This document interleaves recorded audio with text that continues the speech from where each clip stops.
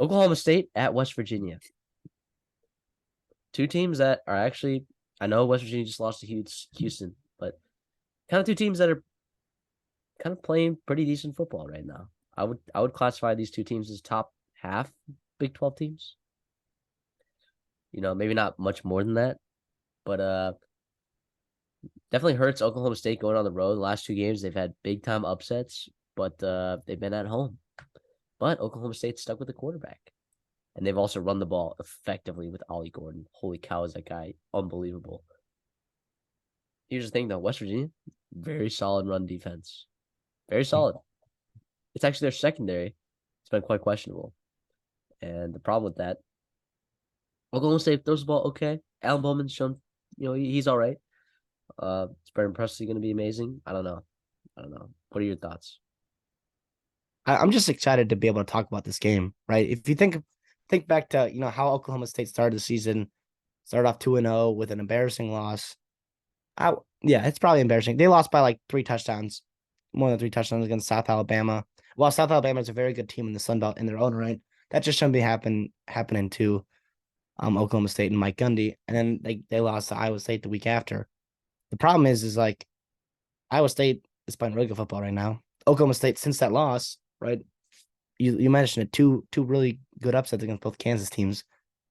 And West Virginia is also like coming in the year. We did not think we were going to be talking about this game just because West Virginia, like Neil Brown, hot seat. They've been playing great football recently. Obviously, you mentioned that the Houston loss was backbreaking for them. I think they do respond here. I think they get a win back at home. C.J. Donaldson carries the rock. West Virginia's receivers, I think, have been starting to pick it up. Devin Carter, Hudson Clement, right? C.J. Donaldson, I think, out of the backfield as well. I think they're going to get enough done, put enough points on the board and stop this run that Oklahoma State's had, this little mini run they've had in the Big 12. Yeah, and I think that's probably the right side. But look, when Mike Gundy's hot, I don't know what to tell you. I'm taking Oklahoma State plus 3.5. And I'm also taking them to win the game straight up. Just because of Mike Gundy. That's it. That is it. I do think the Houston loss, while they should have won that game. Well, they should have lost that game, and then they should have won that game, and then they ended up losing. But it does hurt Oklahoma State. I think that they're on the road. I think they're a completely different team on the road. But the team that we've seen the past 2 games is not at all in any way the team that we've seen the rest of the season. This is a brand new Oklahoma State team, and people need to start recognizing that.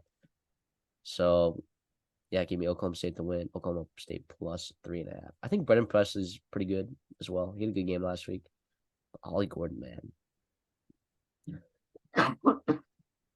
Excuse me. Holy cow, is that guy good at football?